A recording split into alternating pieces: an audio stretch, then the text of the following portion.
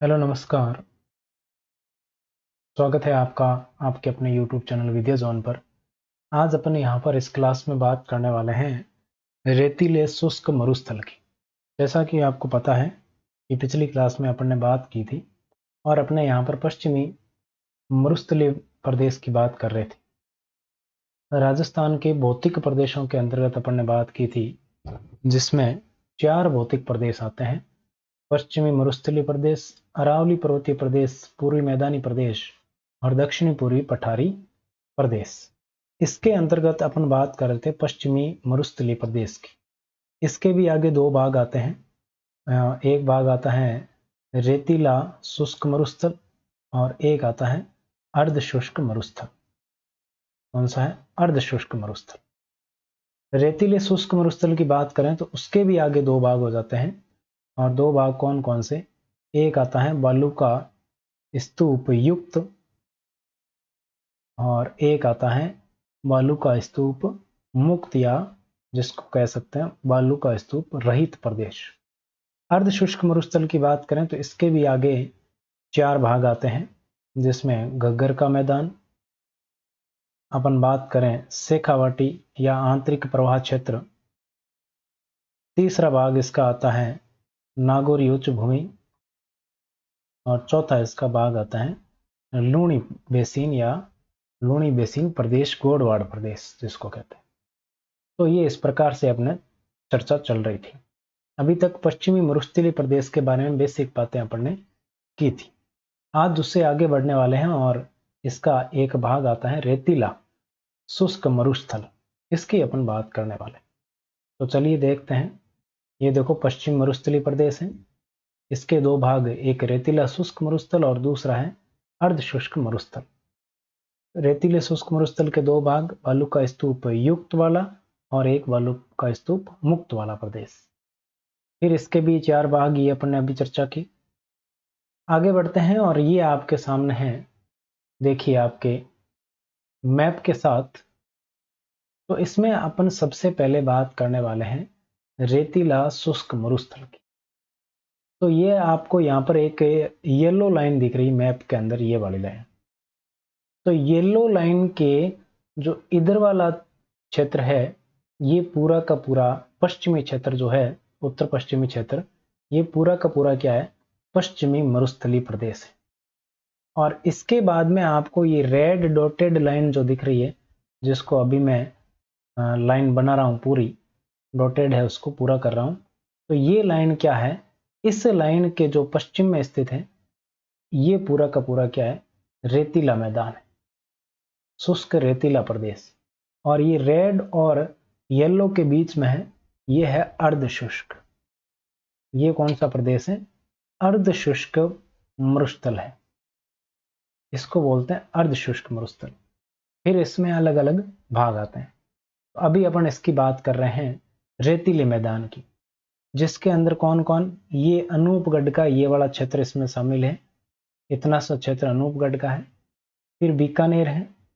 यहाँ पर बात करें तो पश्चिमी जो चूरू है वो भी इसमें शामिल है। दक्षिण पश्चिमी अनूपगढ़ है, उसमें पश्चिमी चूरू है। बीकानेर इसके अंदर पूरा शामिल है।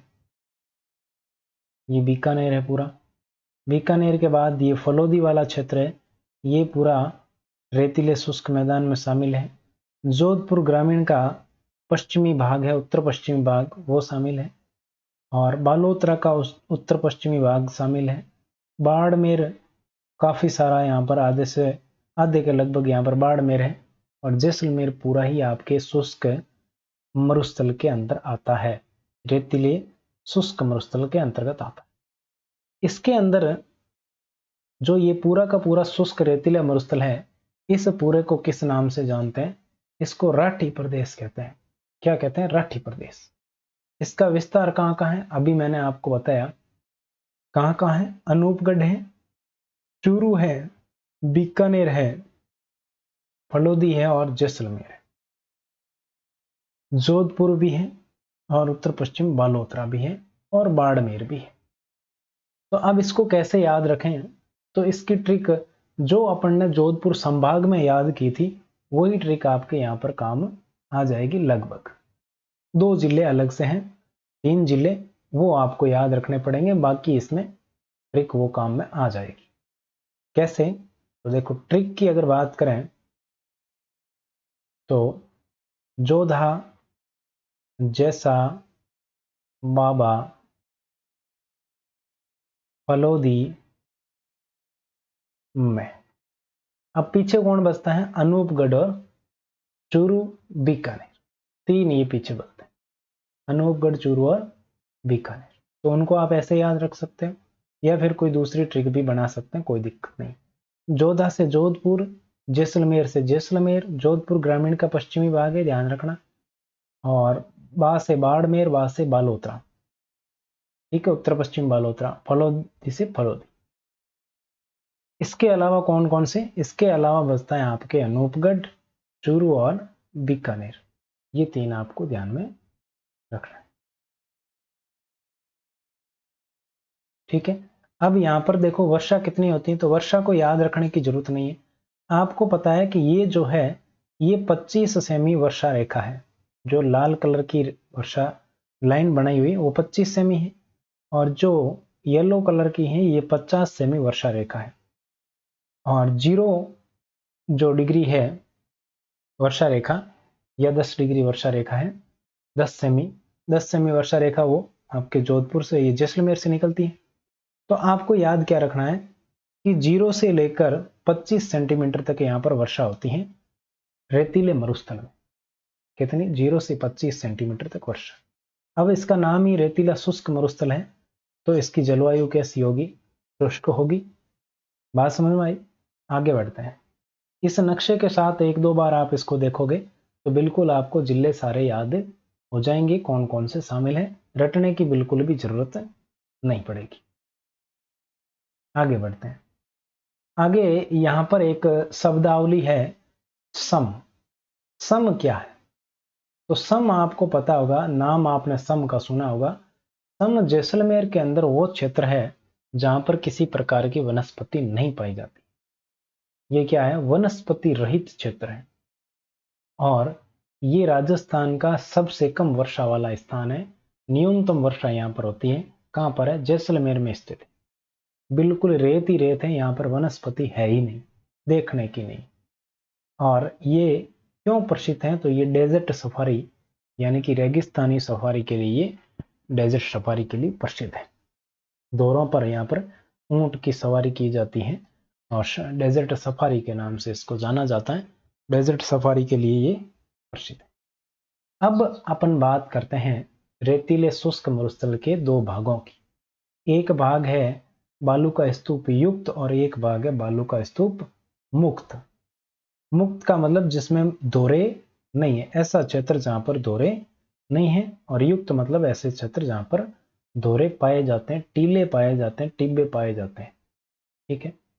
अब अपन ने अभी बात की कि ये लाल कलर की जो लाइन बनी हुई है, डॉटेड लाइन, इसके इधर पश्चिम वाला पूरा का पूरा क्या है?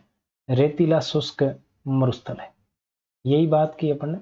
लेकिन इस रेतीले शुष्क मरुस्थल के अंदर ही एक भाग ऐसा है जो बिल्कुल ही चट्टानी प्रदेश है, वहां पर कोई किसी प्रकार का दोहरा नहीं पाया जाता है, एकदम ही चट्टाने जैसा है, एकदम चट्टान है। तो देखिए इस चट्टान को देखते हैं। ये वाला जो मैं ग्रीन कर रहा हूं, अभी ब्लू कर रहा हूं, ये वाला जो क्षेत्र है ये कैसा है? ये बिल्कुल ही चट्टानी प्रदेश है, बालू का स्तूप रहित क्षेत्र है। अब यहाँ पर देखो कौन कौन से जिलों में ये है विस्तृत है, ये भी आपको देखना है।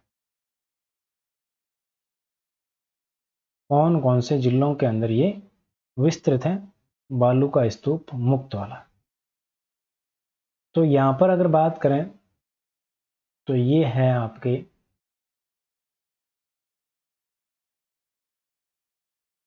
बालू का स्तूप मुक्त क्षेत्र या प्रदेश, यहां पर दोहरे नहीं पाए जाते। अब ये कहां कहां है? इसका क्षेत्र कौन सा? तो ये जैसलमेर में है एक, तो कहां पर है? जैसलमेर में सर्वाधिक। जैसलमेर के अलावा इसकी बात करें तो सर्वाधिक विस्तार तो इसका जैसलमेर में ही है। फिर इसका थोड़ा सा फलौदी में है, पोखरण में है, बाड़मेर में है, बालोतरा में है। इस प्रकार ये देखो बालोतरा का क्षेत्र भी यहाँ पर लग रहा है इसका। थोड़ा सा जोधपुर ग्रामीण का भी लग रहा है लेकिन खास विशेष नहीं है। फड़ौदी का यहाँ पर लग रहा है, ठीक है। और बाड़मेर का यहाँ पर, बाड़मेर, बालोतरा और फलौदी विशेष रूप से है। और ज्यादा भाग इसका यहाँ पर है इसका जैसलमेर का। तो ये आपको ध्यान में रखना है। अब इसके जैसा ही थोड़ा बहुत बीकानेर में भी है, वो भी आपको ध्यान में रखना है कि एक बार ऐसा प्रश्न आया था जिसमें ऑप्शन में बीकानेर जैसलमेर था, बाड़मेर किसी और के साथ था, फिर जयपुर का ऑप्शन, नागौर का ऑप्शन, तो ऐसे बैठ ही नहीं रहा था, तो वहां पर बीकानेर को साथ में दिया गया था। तो आपको ये भी ध्यान में रखना। बढ़ते हैं आगे और बात करते हैं बालू का स्तूप युक्त प्रदेश की। अब जो ये बालू का स्तूप युक्त वाला है वो बाकी शेष, अभी अपन ने मैप में देखा तो इस जो नीले कलर के अलावा जो लाल लाइनें मैंने बनाई, ये पूरा का पूरा बालू का स्तूप युक्त है। इसके अलावा भी जो पश्चिमी मरुस्थल में है वो पूरा का पूरा बालू का स्तूप युक्त ही है, ये ध्यान रखना। पूरा पश्चिम मरुस्थल बालू का स्तूप युक्त है। ये राजस्थान का पश्चिम मरुस्थलीय प्रदेश के 58.50% भाग पर बालू का स्तूप है, यानी कि आधे से ज्यादा भाग पर बालू का स्तूप पाए जाते हैं राजस्थान के पश्चिम मरुस्थलीय प्रदेश में। बालू का स्तूप का जो दौरे हैं वो क्यों बनते हैं? तो दौरे बनते हैं मिट्टी के अपर्दन के कारण और निक्षेपण के कारण। अपर्दन का मतलब यहाँ पर आंधियां चलती हैं, तेज हवाएं चलती हैं, उन हवाओं के साथ मिट्टी उड़कर एक स्थान से दूसरे स्थान पर चली जाती है, वो तो हो गया अपर्दन। निक्षेपण यानी किसी वनस्पति के, किसी और चीज के, पहाड़ के, झाड़ियों के, चट्टानों के अवरोध के कारण जो मिट्टी है हवा के साथ उड़कर जा रही थी वो वहां पर रुक जाती है, उसको कहते हैं निक्षेपण। जो मिट्टी उड़कर जा रही थी किसी अवरोध के कारण किसी स्थान पर मिट्टी का जमाव हो गया तो वो कहलाता है निक्षेपण। इन दौरों को, स्तूपों को अन्य किन नामों से जाना जाता है? इनको टीले कहते हैं, इनको टिब्बे कहते हैं, इनको धोरे कहते हैं और जैसलमेर वाले क्षेत्र में इसको धरियन भी कहते हैं। बालू का स्तूपों का सर्वाधिक स्थानांतरण, यानी कि कौन से टाइम में, किस महीने में, किस समय इनका सर्वाधिक स्थानांतरण होता है? तो आपको पता है मार्च और जुलाई के बीच में सर्वाधिक आंधियां चलती हैं, सर्वाधिक तेज हवाएं चलती हैं और इन तेज हवाओं के कारण ही बालू का स्तूप है, दौरे हैं, उनका एक स्थान से दूसरे स्थान पर स्थानांतरण हो जाता है। यानी कि जहां पर मिट्टी जमी हुई थी वहां से अगर वनस्पति या अवरोध खत्म हो गया तो वो मिट्टी है हवा के साथ उड़कर दूसरे स्थान पर चली जाएगी और दूसरे स्थान पर दौरे का निर्माण कर लेगी, स्तूप बना लेगी। तो इस प्रकार बालू का स्तूपों का स्थानांतरण होता है। सर्वाधिक बालू का स्तूप कहां पर पाए जाते हैं? जैसलमेर में पाए जाते हैं। सबसे ज्यादा दौरे कहां है? जैसलमेर। और सभी प्रकार के, यानी कि बालू का स्तूप के प्रकारों के नाम आपने सुने होंगे और अगर आप पहली बार पढ़ रहे हैं तो अभी मैं आपको सारी चीजें बताने वाला हूं। तो बालू का स्तूप है वो सभी प्रकार के कहां पाए जाते हैं? जोधपुर ग्रामीण में पाए जाते हैं।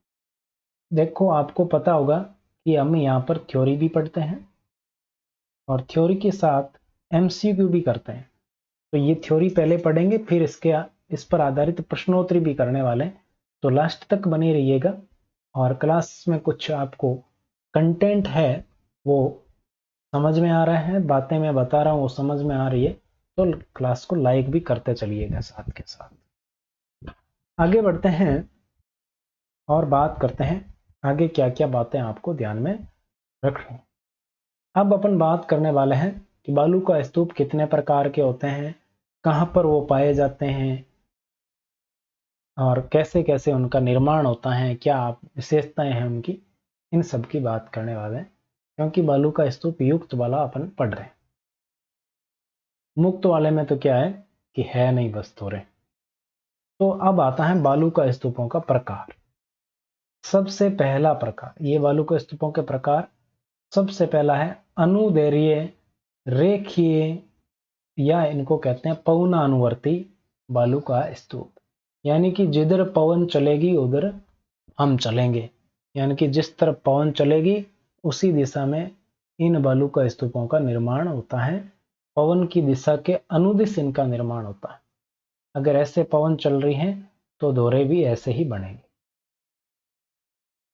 इस प्रकार पवन की दिशा में ही दोहरे बनते हैं, तो उनको कहते हैं पवनानुवर्ती, रेखीय या अनुदैर्ध्य। पवनों की दिशा के अनुदिश या समानांतर बनते हैं। इनका विस्तार कहाँ कहाँ है? जैसलमेर में ये पाए जाते हैं, बाड़मेर में ये पाए जाते हैं, बालोतरा में पाए जाते हैं, हलोदी में, जोधपुर ग्रामीण में और चूरू में। फिर से याद रखने का तरीका वही है, ट्रिक। कौन सी ट्रिक? जोधा जैसा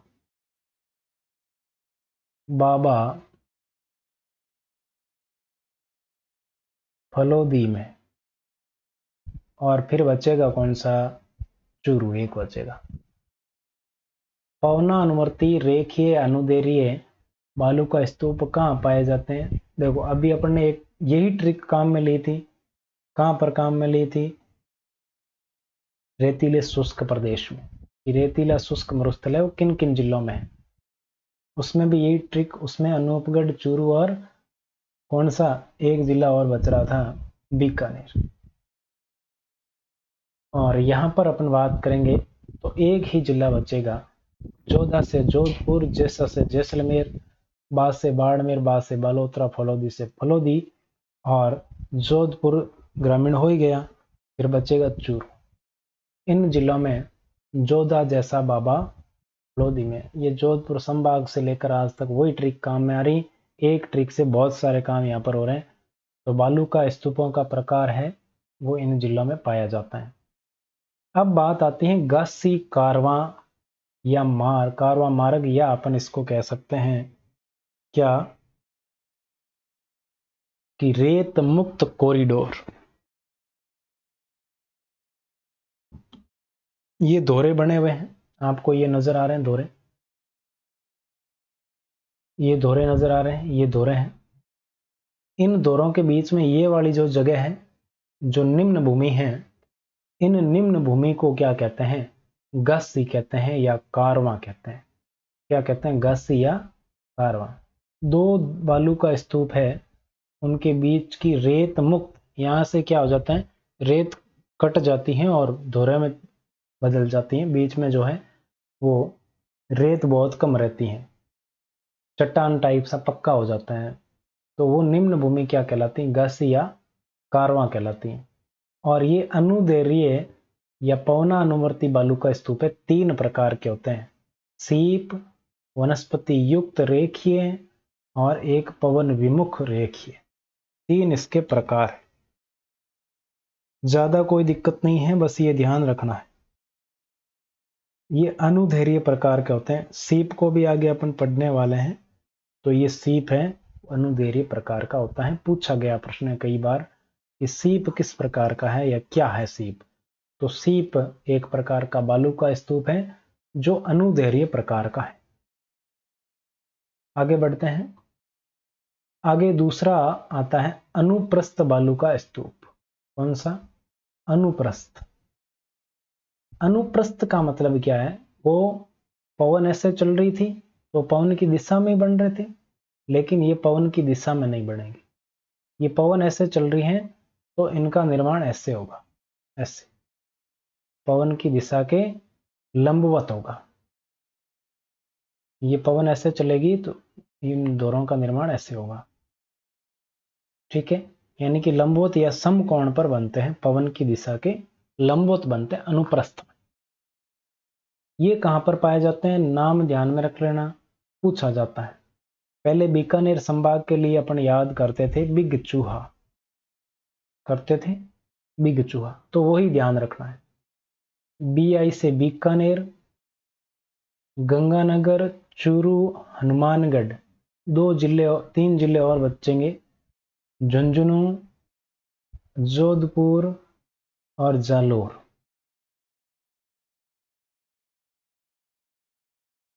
तो ये आपको ध्यान में रखना है कि अनुप्रस्थ बालू का स्तूप कहाँ कहाँ पाए जाते हैं।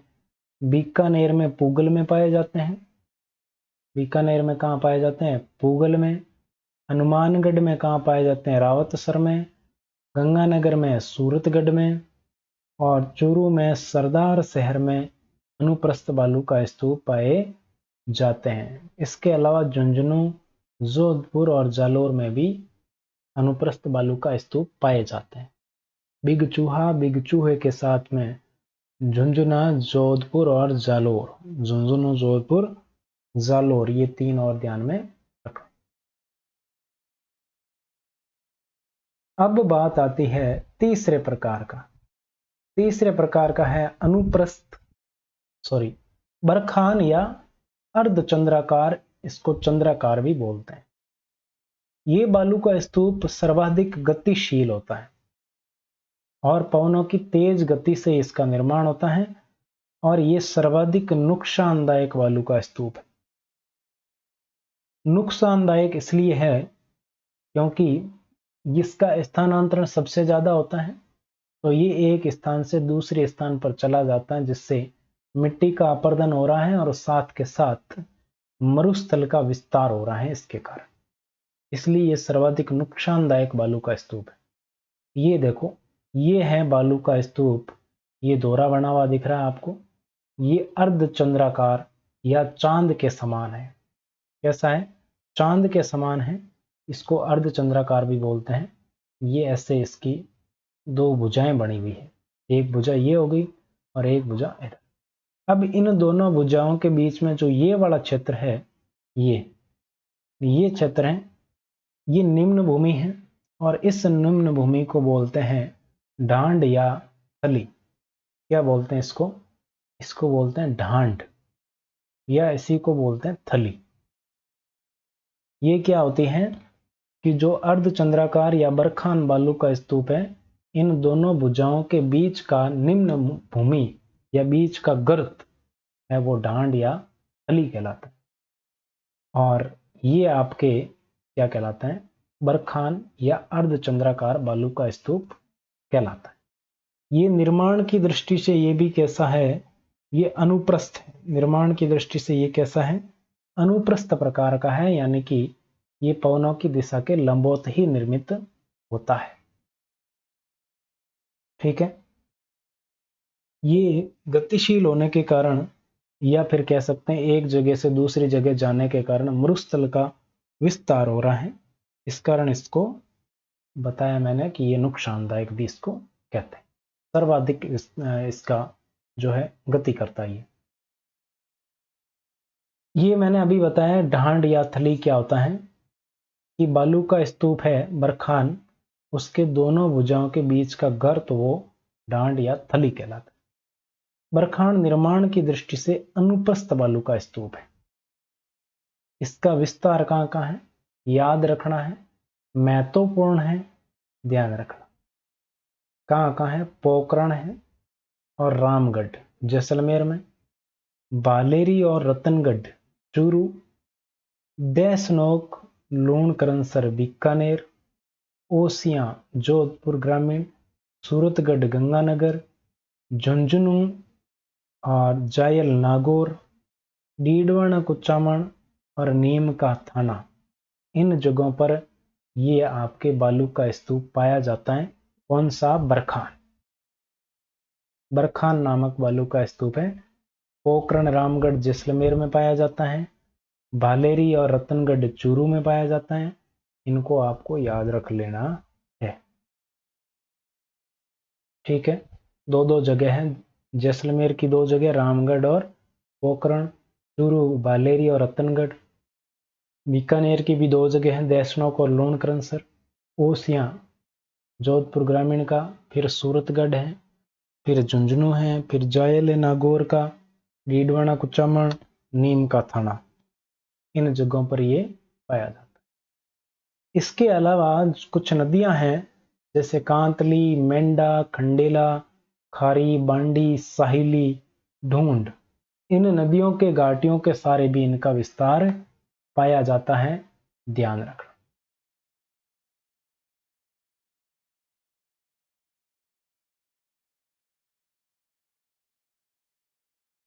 ठीक है, आगे बढ़ते हैं। आगे आपके सामने है ताराबालू का स्तूप। कौन सा है? ताराबालू का स्तूप। तारा क्यों कहते हैं? क्योंकि इसकी आकृति तारे के समान है। इनकी दिशा है वो बार बार बदलती रहती है। कौन सा बालू का स्तूप है जिसका सर्वाधिक गतिशील है, जो सर्वाधिक गतिशील है? तो पूछे तो बरखान। ऐसा कौन सा बालू का स्तूप है जिसकी दिशा बार बार बदलती रहती? तो तारा बालू का स्तूप। और इसका विस्तार कहाँ है? तो इसका विस्तार मोहनगढ़, पोखरण, जैसलमेर और सूरतगढ़, गंगानगर, ये दो ही है।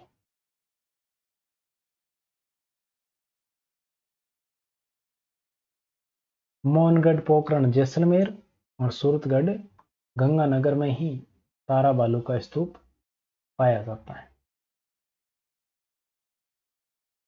तो ये देखो, ये तारे के समान, ये इसका केंद्र, ये ऐसे, ये भुजाएं इसकी बिखरी हुई तारे के समान, ये आपको नजर आ रहा होगा। फिर ये इसका केंद्र, ये भुजाएं बिखरी हुई ऐसे, ये स्टार के समान है। तो ये आपको ध्यान रखना। फिर आता है नेटवर्क बालू का स्तूप। ये है रेखीय, अनुप्रस्थ और पैराबोलिक बालू का स्तूपों के पार्श्व पर इनके मध्य बनते हैं। जो रेखीय, अनुप्रस्थ है, रेखीय है, पैराबोलिक है, इनके बीच में नेटवर्क बालू का स्तूप बनते हैं। इसका विस्तार पूछे नेटवर्क वाले का, तो नेटवर्क का विस्तार है हनुमानगढ़ से हरियाणा तक, हिसार, भिवानी, हरियाणा तक इसका विस्तार पाया जाता है।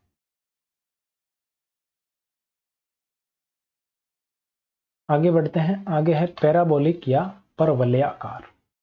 पैराबोलिक या परवलयाकार की बात करें तो ये थोड़ा महत्वपूर्ण है, इसको ध्यान से देखना। ये महत्वपूर्ण क्यों है? क्योंकि इसकी आकृति विशेष है थोड़ी। पैराबोलिक या परवलयाकार, इसकी आकृति है वो हेयर पिन के समान है।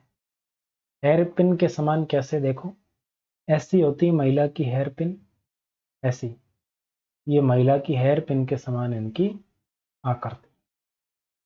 तो इसीलिए इनको कहते हैं पैराबोलिक या परवलयाकार। निर्माण की दृष्टि से बात करें तो ये अनुप्रस्थ है। कैसा है? अनुप्रस्थ है, अनुदैर्घ्य नहीं है, अनुप्रस्थ है, यानी कि ये भी समकोण पर बनते हैं। पवन ऐसे चल रही है और इनका निर्माण देखो ऐसे हो रहा है। पवन की दिशा में नहीं हो रहा है, ये पवन के लंबवत हो रहा है। फिर विस्तार इनका संपूर्ण मरुस्थलीय जिलों में है। 19 मरुस्थलीय जिले हैं, सब के सब जिलों में ये पैराबोलिक परवलयाकार पाए जाते हैं। और अगर विशेष रूप से पूछे तो सर्वाधिक कहाँ पाए जाते हैं? तो गंगानगर में पाए जाते हैं। सर्वाधिक पैराबोलिक बालू का स्तूप कहाँ पाए जाते हैं? गंगानगर। फिर आता है नेबखा। नेबखा बालू का स्तूप है, ये झाड़ियों के पीछे निर्मित होते हैं। बस इतना सा आपको ध्यान रखना। ये कहाँ बनते हैं? झाड़ियों के पीछे बनते हैं नेबखा। इंपॉर्टेंट बता रहा हूं, वही इंपॉर्टेंट आपको ध्यान में रखना है। ठीक है, आगे बढ़ते हैं। अगला प्रकार आता है सब्र काफीज। सब्र काफीज बालू का स्तूप की बात करें तो ये छोटी झाड़ियों या ऊंचे घास के झुंड के चारों ओर बनते हैं और इसका विस्तार भी संपूर्ण पश्चिमी राजस्थान में है। फिर आता है सीप बालू का स्तूप। सीप कहां पर है? तो सीप की अगर बात करें तो सीप बरखान के समान, लेकिन भुजा एक ही होती है। बरखान के जैसा ही है, लेकिन इसके भुजा क्या होती है? एक ही होती है। ये निर्माण की दृष्टि से अनुदैर्घ्य होते हैं, यानी कि जिस तरफ पवन चलेगी उसी तरफ आपके बरखान में क्या होता है? बरखान अनुप्रस्थ होते हैं। बरखान अनुप्रस्थ होते हैं, ऐसे पवन चलेगी तो ऐसे ऐसे बढ़ेंगे। और जो ये सीप है ये अनुदैर्घ्य होते हैं। अनुदैर्घ्य भी इसको बोलते हैं, अनुदैर्घ्य। पवन ऐसे चलेगी तो ये ऐसे ही बढ़ेंगे। ये होते हैं सीप। कहाँ पर? चूरू, बीकानेर और जैसलमेर में ये पाए जाते हैं। आगे बढ़ते हैं। इस सीप के बारे में समझ में आया। सीप पूछा गया है, कई बार पूछा गया है। ये बालू का स्तूप है, अंतिम प्रकार का है। ये बालू का स्तूप अवरोधी बालू का स्तूप है। ये किसी अवरोध के सारे रेत के जमाव के कारण बनता है। विस्तार इसका अरावली के पूर्व में चाकसू, फागी, बगरू, जाबड़ आदि, पुष्कर, नागपाड़, बिचूनपाड़, दुदू, जोबनेर, सिक्कर आदि की पहाड़ियों में ये का विस्तार है। बस अवरोधी में यही ध्यान रखना है कि ये किसी अवरोध के कारण बनते हैं, बस, और कुछ ज्यादा ध्यान में नहीं रखना है। अब देखो, अपन ने पढ़ा अभी तक बालू का स्तूप युक्त वाला क्षेत्र, ये पूरा पश्चिमी मरुस्थल के अंदर अपन ने पढ़ लिया बालू का स्तूप युक्त। अब अपन पढ़ने वाले हैं बालू का स्तूप मुक्त। हालांकि पहले बात चर्चा कर चुके हैं इसकी, फिर भी इसको देखने वाले हैं।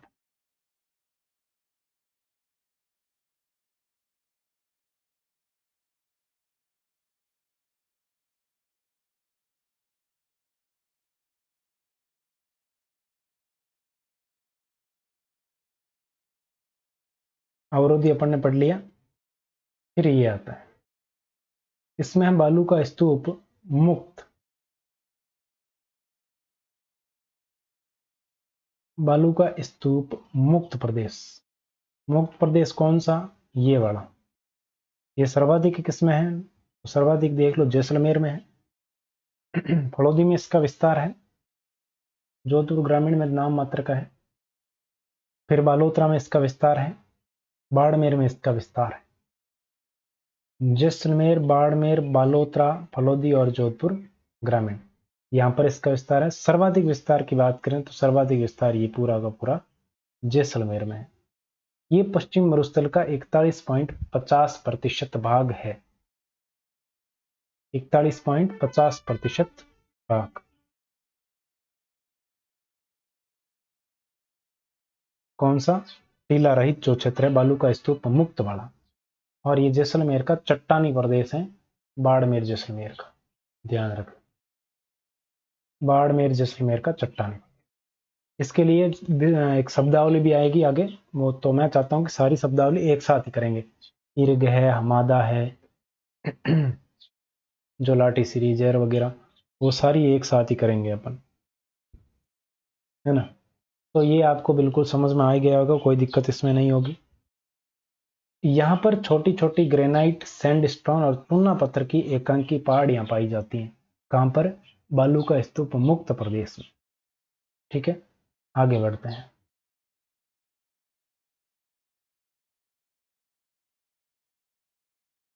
आगे ये मैप है, और अब आता है प्रश्नोत्तरी। हमारी जिंदगी में अलग अलग तरह के लोग मिलते हैं। कोई प्रेम करने वाला मिलेगा, कोई आपसे नफरत करेगा, कोई आप पर धन खर्च करेगा, कोई आप पर समय खर्च करेगा। लेकिन आपको क्या करना है अपने जीवन में? मैं तो उसी को अहमियत देनी है जिसने आपके ऊपर समय खर्च किया है, क्योंकि जो समय खर्च कर रहा है उसको रिटर्न में कोई उम्मीद नहीं है वापस मिलना उसको, क्योंकि जो समय आज आपके ऊपर खर्च किया जा रहा है वो समय जो खर्च कर रहा है उसको वापस नहीं मिलने वाला है। लेकिन जो पैसा खर्च कर रहा है उसको कहीं ना कहीं आपसे आशा होती है, आपसे एक उम्मीद होती है कि कुछ रिटर्न लेकर आएगा, इसका कुछ फायदा होगा। जो समय दे रहा है उसको कोई उससे कोई उम्मीद नहीं होती कि ये वापस समय लौट कर आएगा। तो उसको अहमियत दीजिएगा जो आपको, आपके लिए, आपके ऊपर समय खर्च कर रहा है। अब बात करते हैं राजस्थान में ड्यून मुक्त ट्रैक्ट कहाँ पाया जाता है। प्रश्नोत्तरी की बात करते हैं तो ड्यून मुक्त ट्रैक्ट की बात करें तो ड्यून मुक्त ट्रैक्ट यानी कि बालू का जो स्तूप रहित, ड्यून मुक्त का मतलब बालू का स्तूप रहित। तो अभी अपन ने बात की थी कहाँ कहाँ पाया जाता है। जैसलमेर में सर्वाधिक, बाड़मेर, बालोतरा और जोधपुर ग्रामीण क्षेत्र में। यहाँ पर बालू का स्तूप मुक्त है, वो पाया जाता है। एक और रह गया आपके फलोदी, इनमें पाया जाता है। यहाँ पर पाली ऑप्शन में, तो पाली तो कहीं नजदीक नहीं है, और जो जयपुर भी नहीं है। जोधपुर है, नागौर, चूरू, सीकर नहीं है, हनुमानगढ़ नहीं है, गंगानगर नहीं है, झुंझुनू, जयपुर है ही नहीं। बाड़मेर, जैसलमेर, फलोदी और पोखरण, यहाँ पर कौन सा ये ड्यून मुक्त यानी कि बालू का स्तूप रहित है वो क्षेत्र पाया जाता है। डी ऑप्शन आपका बिल्कुल करेक्ट आंसर होगा। अगला है सीफ या सीप। अपन ने सीप पढ़ा, इसको सीफ भी लिखते हैं। तो सीफ है एक, सीफ क्या है? अपन ने पढ़ा था अर्धचंद्राकार या चंद्राकार, इसमें दो भुजाएं होती हैं, एक भुजा ये वाली, एक भुजा ये वाली, और इन दोनों भुजाओं के बीच के जो गर्त को क्या कहते हैं? डांड या थली कहते हैं, डांड या थली कहते हैं। और ये किस प्रकार का है बालू का स्तूप? ये ऐसे बन रहे हैं, तो ये होगा अनुप्रस्थ। ये कौन सा है? अनुप्रस्थ। लेकिन इसमें सीफ में भुजा एक ही होती है, दोनों भुजाएं नहीं होती ये वाले। और ये कौन सा प्रकार हो जाएगा? ये होता अनुदैर्ध्य, अनुदैर्ध्य प्रकार का होता है। तो ए ऑप्शन आपका बिल्कुल करेक्ट आंसर हो जाएगा। अनुदैर्ध्य बालू का स्तूप है सीप। कहाँ कहाँ पाया जाता है? चूरू, बीकानेर और जैसलमेर में पाया जाता है। अगला है अनुप्रस्थ बालू का स्तूप राजस्थान के किन जिलों में मिलते हैं? अनुप्रस्थ, अनुप्रस्थ पूछ रहा है, अनुदैर्ध्य नहीं पूछ रहा। अनुप्रस्थ यानी कि लंबोत वाले पूछ रहा है। तो लंबोत वाले किन किन में मिलता है? पूगल, बीकानेर, पूगल बीकानेर में। और अपन ने बात की सूरतगढ़, गंगानगर में, रावतसर, हनुमानगढ़ में, यही अपन ने बात की थी। इसके अलावा अपन ने बात की थी सरदार शहर, चूरू में। फिर अपन ने बात की थी झुंझुनू में। फिर अपन ने बात की जोधपुर में। और इसके अलावा कहाँ पर? जालोर जिला। इन इतने जिलों में इन अनुप्रस्थ बालू का स्तूपों का विस्तार है। तो बीकानेर और गंगानगर सही है। जोधपुर है लेकिन बाड़मेर नहीं है इसमें। जालोर है लेकिन पाली नहीं है। जोधपुर है लेकिन नागौर नहीं है। तो ए ऑप्शन आपका बिल्कुल करेक्ट होगा। बीकानेर और गंगानगर क्षेत्र में अनुप्रस्थ बालू का स्तूप पाए जाते हैं। बीकानेर का पुगल, गंगानगर का सूरतगढ़, ये अनुप्रस्थ बालू का स्तूप पाए जाते हैं।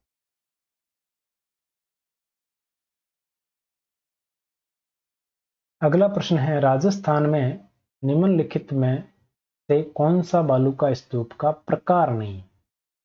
बालू का स्तूप अपन ने बरखान पढ़ा, जिसको अर्धचंद्राकार या चंद्राकार कहते हैं। पैराबोलिक यानी कि परवलयाकार अपन ने पढ़ा, जिसको हेयर पिन के समान आकृति होती है। सीप अपन ने पढ़ा, जिसकी एक भुजा होती है। और चूरू, बीकानेर, जैसलमेर में पाया जाता है। अनुदैर्घ्य प्रकार का ये होता है। लेकिन थली क्या पड़ी थी? थली या ढांड? अभी मैंने आपको बताया कि ये जो बरखान बालू का स्तूप होते हैं, उनके दोनों भुजाओं के बीच का गर्त होता है, थली या ढांड कहते हैं। अगला है चंद्राकार या अर्धचंद्राकार बालू का स्तूपों को कहा जाता है। चंद्राकार या अर्धचंद्राकार को क्या कहते हैं? बरखान कहते हैं। क्या कहते हैं? बरखान।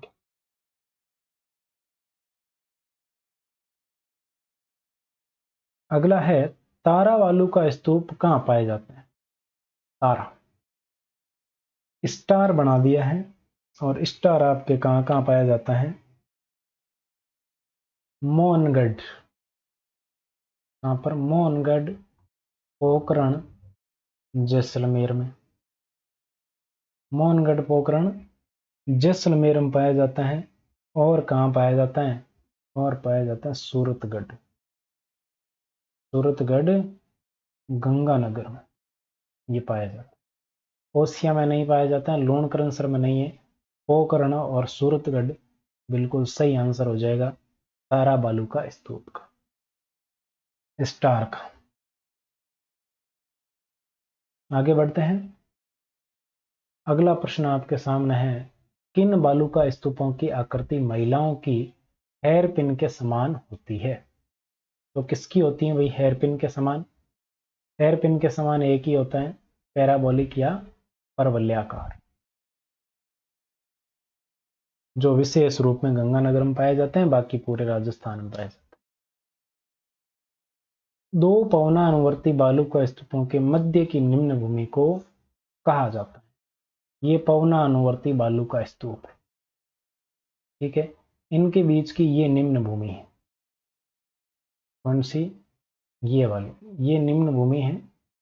यहाँ पर ये नीचे की भूमि है, तो इस नीचे की भूमि को यहाँ पर ये बालू का रहित हो गई है, और इसको क्या कहा जाता है? इसको कहा जाता है गस्सी, इसको कहा जाता है कारवां, इसको कहा जाता है रेत मुक्त कॉरिडोर। क्या कहते हैं? रेत मुक्त कॉरिडोर को कहा। तो आपका आंसर क्या होगा? आपका आंसर होगा यहाँ पर गस्सी, कारवां या रेत मुक्त कॉरिडोर। बी ऑप्शन बिल्कुल करेक्ट हो जाएगा। डांड या थली कहाँ होता है? बरखान बालू का स्तूपों के बीच वाला होता है।